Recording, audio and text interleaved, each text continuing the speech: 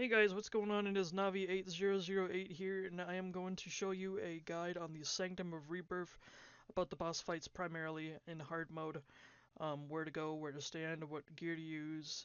So we're going to be focusing this video on Necromancy. So for Necromancy I have the first Necromancer gear. Um, these perks don't have to be the exact same, but these are like the most ideal perks: Impatient 4, Enhanced Devoted, Crackling 4, Relentless 5, Biting 4, and then I have Preslay 6, Undead Slayer, which is not ideal, unfortunately. But Aftershock 4, Eruptive 2 is the best you can get on your main hand, but on your offhand it's obviously different, which I'll have to try for. You want to be using a Zorgoth Soul Ring, or you want to be using a Occultist Ring, because accuracy is very important here. So you want to have like the best, like the tier 99 curses or tier 95 curses, whichever they are, and then you want to use Equilibrium Aura, like ironically for Necromancy, because that would just make your conjures do 12% more damage, which is oddly weird. So with the Equilibrium, you will not be critting, so you won't be using a Calgarian Demon, or you won't be using a Grimoire. You'll be using a full book instead with Equilibrium, because the full book will increase your damage by a further 20%. So that's pretty huge. So I have a Essence of Finality. I have Lord of Bones. Lord of Bones is good because Lord of Bones is just going to make your accuracy go up higher during the final boss. So you can bring like a Ripper Demon, you can bring a Blood Reaver, you can bring a trying to think of the other boss. Not the boss, but the familiar. Like Blood Reaver, Ripper Demon. You can use an Ice Nihil for accuracy. And that's about it. And then let's actually get into the boss kills. Alright, you guys. These are going to be the example kills that I did. Um, I'm not the best of DPS. I'm like I would put myself at about average. Like I'm average DPS. Like I'm not the best. I'm not the worst. I would say I'm like average. You're not gonna see like any flashy 4-minute kills on the final boss. You're not gonna see like 1.5-minute kills on the first boss. I am an average bosser. I don't kill bosses increasingly fast because I'm not good with DPS. But I am just making this guide just to show you that if I can do it, literally anyone can do it. So this boss fight is kind of like the Crassian Leviathan, except you don't really bring poison. Um, you want to make sure you use your Overload, your Prayer Renewal Potion. You want to bring some Super Restores. You want to bring like 2 Ceradomin Brews, and then your Zamorgo's Nexus, and then you want to bring your Vulnerability Bombs. And if you want, you would bring your Summoning Flask.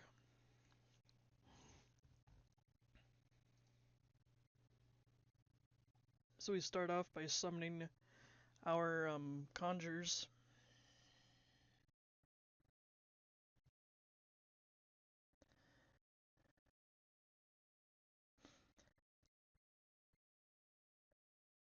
And then we also want to make sure we use Death Mark and then Living Death, and then pray range against this boss the entire time. And then you also want to make sure that you use Vulnerability Bombs on the boss so that it takes increased damage. And then I like to open up with the Death Skulls here. And then, oh, Discord's busy. And then for this mechanic, it says Shards of Moonstone mark your feet, prepare to move. Literally all you gotta do is just watch the bottom of your character, and if you see a little blue square, just move one step, like just literally move one step away.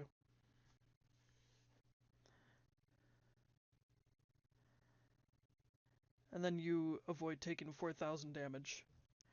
So when you get into phase 2, you're going to go to the west side. Once you get them down from 600,000 life points down to 450,000 life points, you're going to go to the west side of the arena and you're going to collect some souls.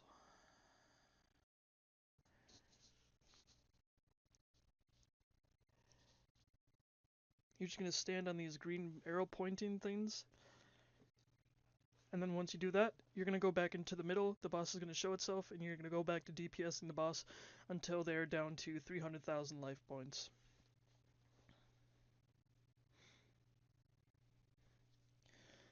So once we move into the second phase, the boss is going to do the same moonstone attack. So you just watch your feet and then move whenever you see a blue square on your character.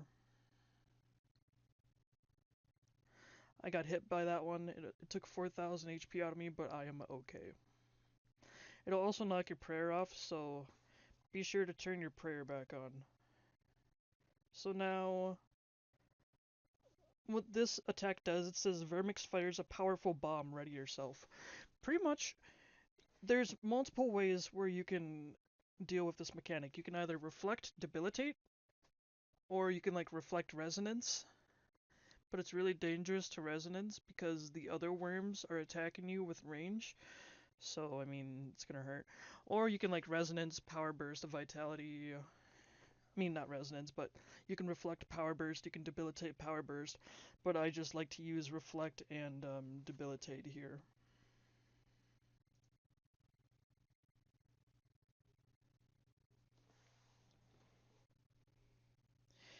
And you only take like 3,000 damage from the bomb. So then after we're done dealing them down to 300,000 HP, do the same thing with the souls, but on the east side.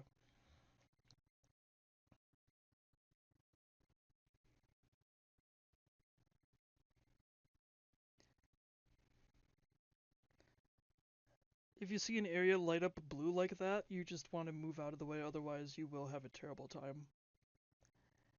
And then during the third phase, they will summon a scarab. Now this scarab has to be stunned, otherwise it cannot be damaged. So you stun the scarab and now you see it's taking damage. And now I gotta watch out for the pillars while I'm dealing damage to this scarab so I don't take another 4,000 damage.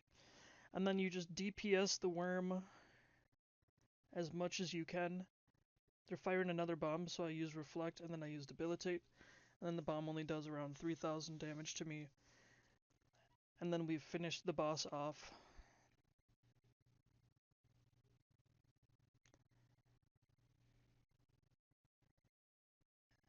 And there we go. Boss 1 defeated. Not too bad.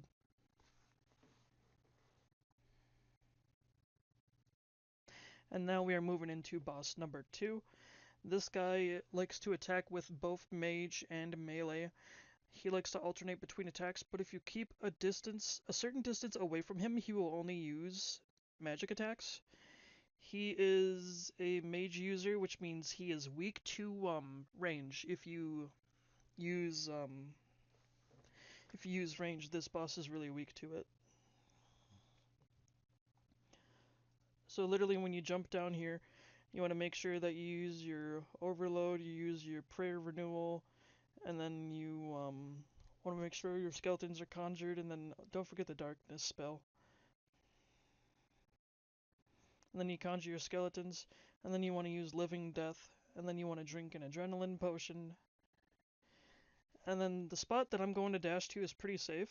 You can dive to that spot, and you'll avoid this mechanic completely. So after that spec attack, you see the yellow bar below the boss's HP. That's when its next special attack is going to happen. So when that yellow bar fills up all the way, then they're going to unleash another special attack. This next one is actually a ice prison like Nex. So you'll see a little blue bar filling up under your adrenaline bar, and pretty much you want to use freedom as it happens, or you want to use anticipate before it happens. And then you just got to attack the ice shards, and then you'll free yourself, and you want to make sure you walk out of the ice prison, otherwise you take a lot of damage from that bomb that falls from the sky.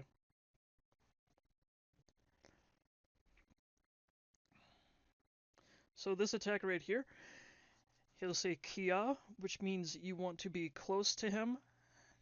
So he says Kia, we move in close.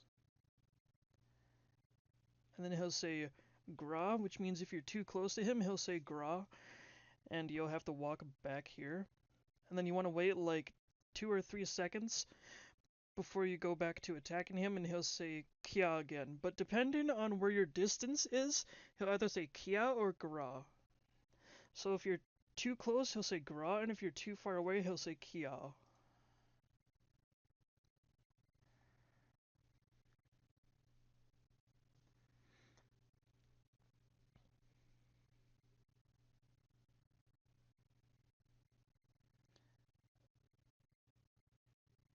He'll say Darken. That's what he opened up with in his first, in the beginning of the fight. You just wanna be safe. I took 6,000 damage from that because I was stupid. And then after that AoE attack, where he does that, you want to prepare for scarabs. Now, if you don't stun these scarabs, well, if you stun the scarabs, they're pretty much a one-hit KO with your stun. But if you don't stun them, they will do, I think, 6,000 damage per scarab if you don't deal with them. So you walk over to the scarab, you stun it, you kill it. You walk over to the other scarab, you stun it, you kill it. And then I got hit by this because I wasn't careful enough. And then once you get the boss's health down to 600,000, he'll go into phase 2. And what you want to do is you want to destroy these obelisks as quickly as possible. So you want to put a vulnerability bomb on the obelisk. You want to use your death mark ability, and then you just want to go ham on the obelisk. So otherwise he'll do like a special attack that will immediately ruin your entire day.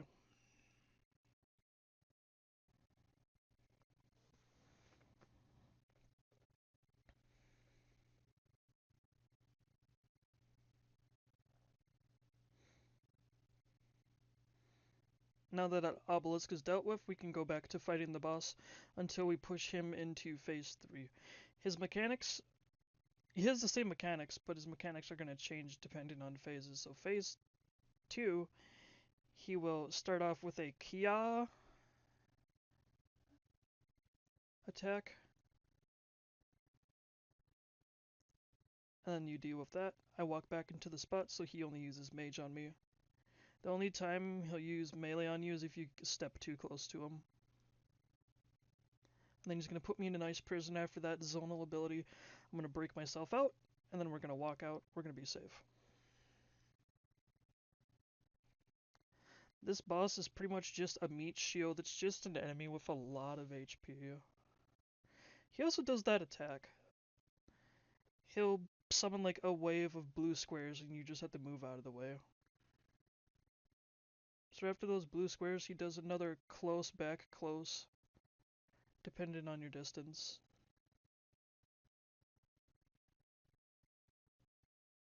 And then he meleeed me because I was too close. And then don't forget to keep the boss Von bombed. And then he summons more scarabs, so we take care of the scarabs like we did the last time. And then he does another one of those zone area things. I just walk out of the way and I dodge it.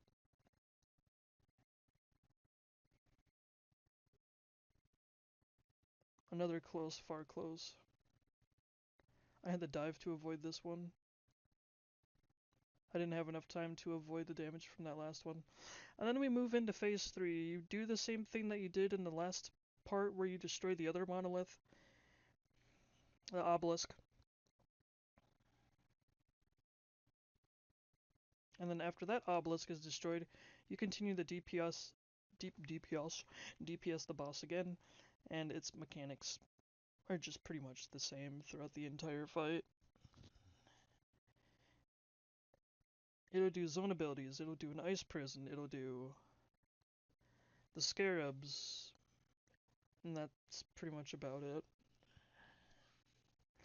So it started off with ice prison in phase 3, and then it starts off with this ability. And then I'm trying to move away from the ice prison so that I can get like a better, so I can get more space just in case something terrible happens.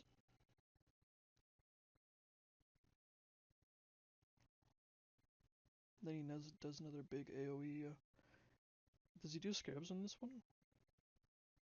No, he does another ice prison. Is it just ice prison, big AoE, and then pain? So he does another ice prison. Is this one a big AoE? Oh, it's pain.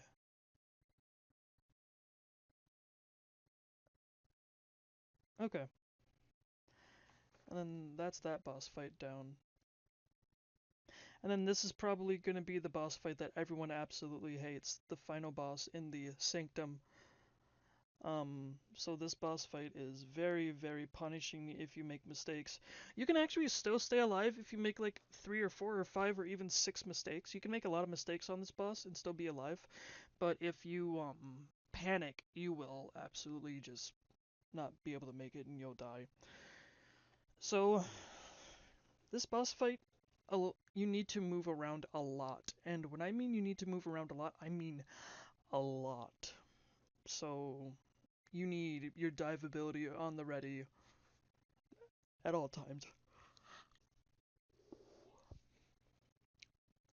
So in the beginning I like to summon my conjures, I like to drink my potions, and then I'm going to turn on my protect mage, use my conjures, and then we're going to dive to one specific square. We're going to dive to this golden square right here, we're going to stand on it, we're going to use our death skulls immediately, and then we're also going to use our Lord of Bones ability. So these waves that you just saw, these are the hard mode waves. So what happens is for these hard mode waves, the reason why I stand on this golden block right here is that you'll see these waves. So they'll spawn like that, and then what happens is that you see the wave on the far left side. The reason why you can't stand right there is because you'll get too far away from the boss and it'll be hard to DPS the boss. So you still have to stay close while you're DPSing the boss. So you pretty much stand on the square to the left as the waves are coming down. So you move to the left, the waves are coming down, and then after the waves touched like the middle area, you want to walk back onto that square, and then those waves will come down and you won't take any damage from the waves. She also does use alternating combat styles. So the first time she did the wave, she was using mage, and then after she did the wave, she's using range now. After she gets done using these range attacks, she'll use a attack where she says be obliterated. What you want to do is you want to pray mage and use devotion, or use reflect and debilitate.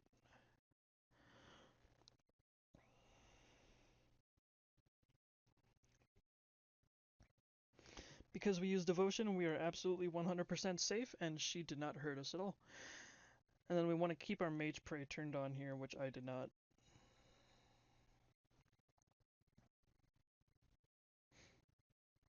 Again, she does the wave, we move to the left, we move back to the right, we turn on range because she was using mage earlier.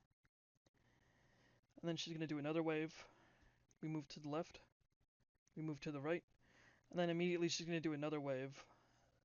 So you wait, move to the left, move to the right, and then you want to take care of the black scarab, the volatile scarab. You want to take care of the volatile scarab, and then after you take care of that volatile scarab, it'll be time for the next prepare for death attack, the be obliterated attack. So this time you want to use reflect plus debilitate here, because your devotion is on cooldown. And then you only take about 3 to 4,000 damage. And then after her HP gets down to 960,000, she'll move into phase 2, which is the blue area square phase. This is where you're going to be using your dive ability a lot. So what she'll do is that she'll use her blue square area attack, and then she'll go back to auto attacking, and then she'll do the wave attack. So if you dive into a safe square that is not a blue square, your dive ability will be reset. Or you can just walk.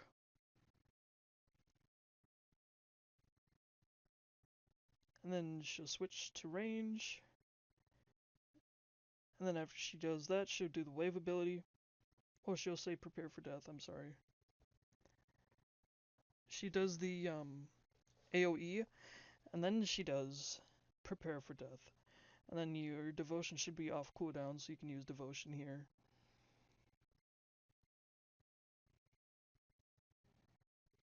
And then she goes back to using mage.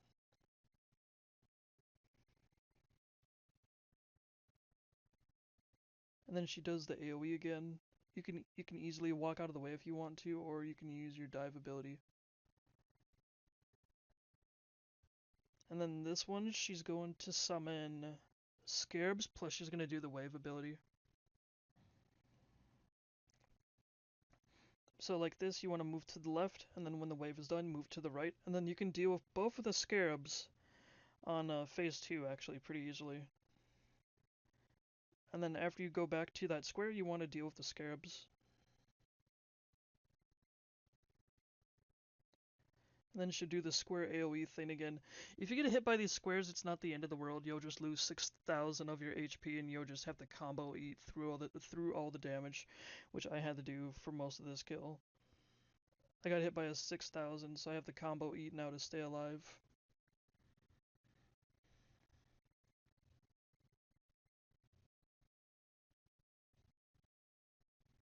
Prepare for death. And then we use Reflect and Debilitate there, so we are absolutely chilling.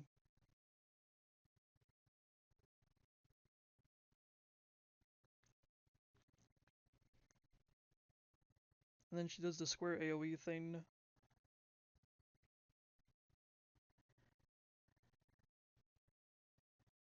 And then I just want to get back to my safety square. She summons the Scarabs again. I move to the left. I move to the right. I take care of the Scarabs. I couldn't take care of that one fast enough, but it's fine.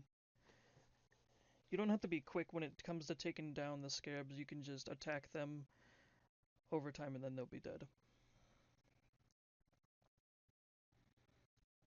So she's going to do a prepare for death, and then I'm going to devotion.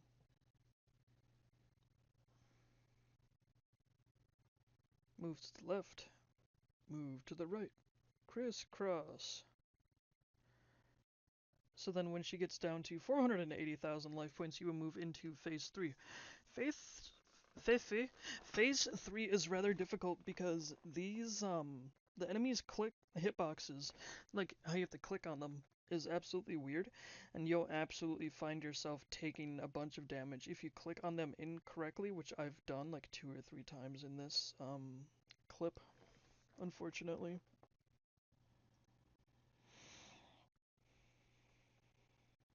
I right click.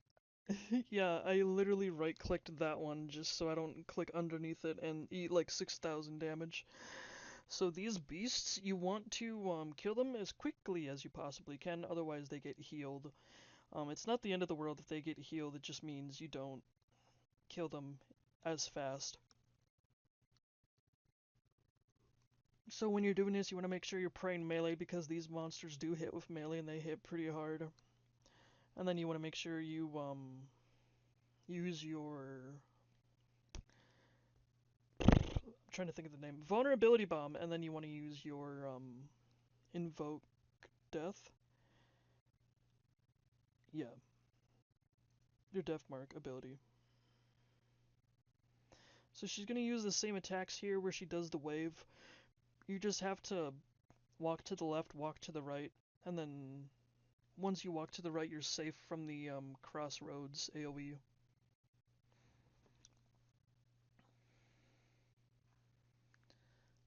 And then I'm pretty sure I take care of this one first. I do. I walk to the left, I walk to the right, and then I dive to the next one in the crossroads. And then I try to left click it, and I would just walk underneath the monster instead of being able to actually attack it because I decided to left click. So I went back to my right click option. I found the boss, and then your prayer does get turned off here. I found the enemy. I used the invoke death. It gets healed, but it's fine. It's not the end of the world. You just keep doing this until this phase is done. Walk to the left, walk to the right, and then just go back to DPSing. and then the enemy should be gone shortly. Yeah. Walk to the left, walk to the right, and then by this time I would have to drink another dose of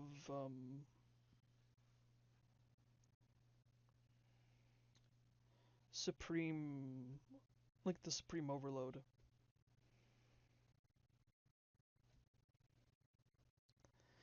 And the Prayer Renewal Potion. You guys also probably saw my Wi-Fi name in the bottom right corner on accident. My brother decided to name it, so you can go after him for that.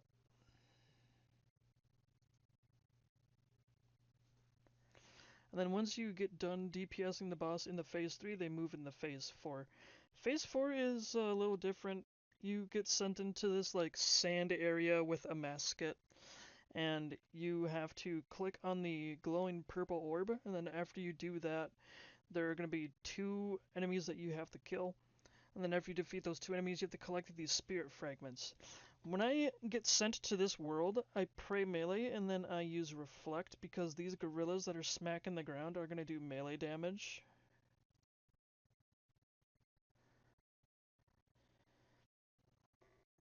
So we attack the feline Akka. I like to use the Threads of Fate and then the Soul Sap and then the other ability. So how this mechanic works is that you have to collect these souls, kill the enemies extremely fast. You see the souls devoured in second timer.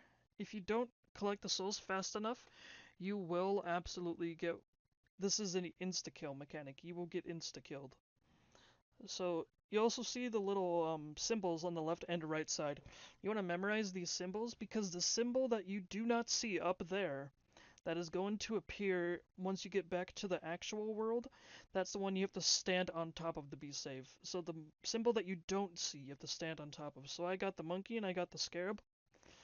And the crocodile's right there, so I want to go to the crocodile and stand on top of the crocodile, and then they'll charge up a attack, and you'll just be safe.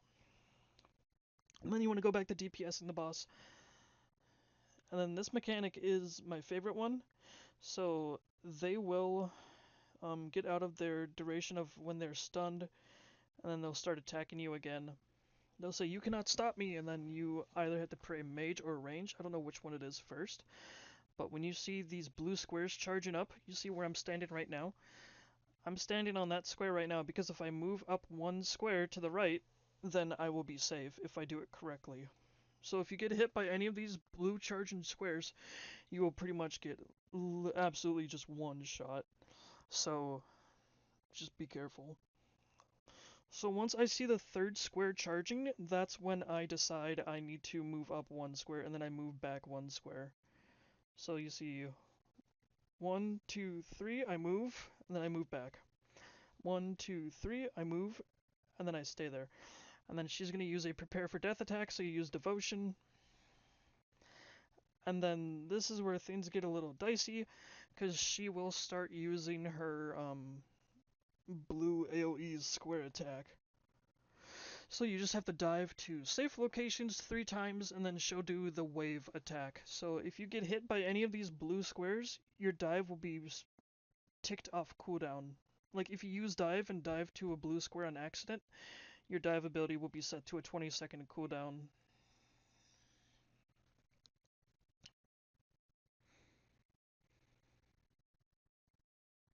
And then she'll do a wave ability. And the hard part is dodging these waves while trying to find a safe place to go. Which wasn't too hard for me. And then after that one, she'll send you back into the abyss. And then you'll have to do the same thing again. You put on reflect, you put on protect melee, you collect the souls, you use threads of fate, you use soul sap, and then you use the volley of souls ability, and then you collect the souls. I got hourglass, and then I got the weird looking hat thing.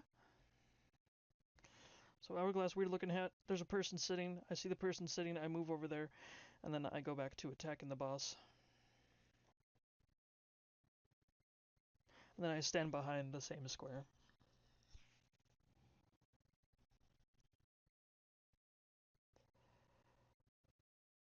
One, two, three. Walk back over.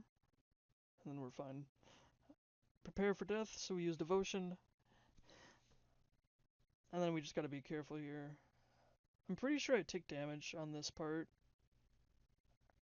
Yep, 8,000 damage right there. And then I combo eat. I'm panicking right now. I'm panic combo eating just to try and stay alive. And you can see that we are absolutely fine after panicking for 5 hours. And then what dangerously happened here is this could have killed me. So what happened here is I was trying to dive, but I accidentally clicked on one of my conjures, and instead of me diving on a safe square, I just spam clicked on my conjure, and I ended up eating 8,000 damage because of it.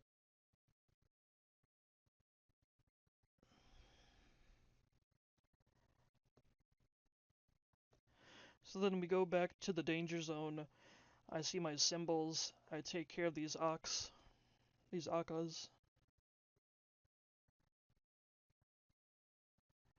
I'm having trouble dealing with the last one. I'm panicking right now because I'm not doing enough damage, but then I see the amount of time that I have, which means I'm absolutely safe. So I spam click these, and then I look at my symbols, and then I hurry up. So pyramid and then squiggles, I see a scarab. I dash to the scarab, and then I go back to DPSing the boss, and I know this is absolutely the time where I absolutely finish the boss off. So even if you're really close to finishing off the boss, don't get excited too quickly. You still want to deal with the mechanics properly. You don't want to be too fast, otherwise you might actually like just eat the dirt. And then that's the boss fight right there. It was the hardest boss fight in the entire dungeon. A lot of precise movement required. Even if you mess up, you can just combo eat through it and you'll be fine. Yes, these were hard mode kills, and yes, these were absolutely not that difficult. But to be fair, I did die twice when I was trying to attempt this boss, like for the recording purpose of this video. But hopefully that helped you go through this dungeon with me. Hopefully you've learned the mechanics of the boss, and I'm sorry that this video was literally a half hour long, just explaining literally everything to you guys. But yeah, hopefully this helped someone. You may be you may know the boss's mechanics and you're just here just to drop on by, but I appreciate you for that. I hope this helped you. I hope this helps anyone else that you send it to, and hopefully you guys learned something from this. But yeah, thank you very much for watching, and I will be sure to catch you guys in the next video that I make, which will probably be a loot video from the Sanctum of Rebirth. Knowing me, I'm probably going to do like 20 to 24 hours of the Sanctum of Rebirth just to see what loot I get. And, you know, hopefully I get something better than what I've been getting. But yeah, thank you so much for watching. I'll catch you guys later. Peace.